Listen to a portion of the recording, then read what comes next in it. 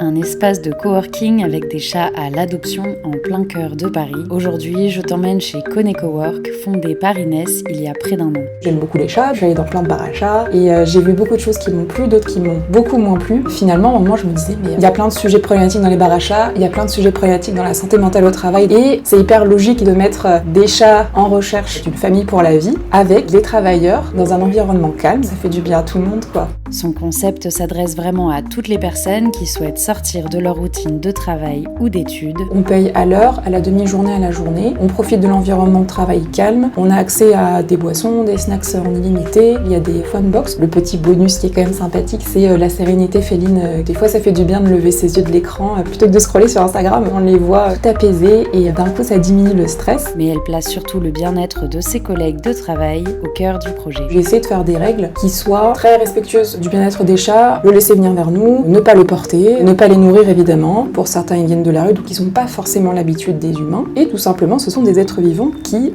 ont besoin, comme nous, de consentement. Je suis une grande famille d'accueil, c'est-à-dire que je les accueille temporairement le temps qu'ils se fassent adopter. On met un peu le chat sous un projecteur et en général, il reste à peu près, la moyenne c'est 2 à 3 mois. En créant son entreprise, elle a dû faire face à quelques préjugés. Le vrai sexisme, je l'ai pas forcément ressenti de manière directe. C'est souvent fourbe. Déjà, j'ai une tête assez juvénile, je suis une femme. De manière générale, les bailleurs et les banquiers, ils font confiance à des personnes qui ont une aura très masculine, qui donnent confiance, etc. Puis en plus, moi, je viens avec un projet qui est choupi mignon avec des chats. Ça fait des barrières supplémentaires, on va dire, alors que c'est extrêmement sérieux et que je peux te parler d'un business model de manière hyper sérieuse. Et si jamais toi aussi tu veux te lancer dans l'entrepreneuriat, elle a un petit conseil à te donner. Qu'il faut jamais sous-estimer la force insoupçonnée qu'on a au fond de nous. Je pense que quand on débute, on n'a souvent pas trop confiance en nous, mais faut pas lâcher parce qu'en fait, on va tout dézinguer. Dès le début, faut se dire si, t'es capable. Et c'est sûr et certain que tu vas y arriver.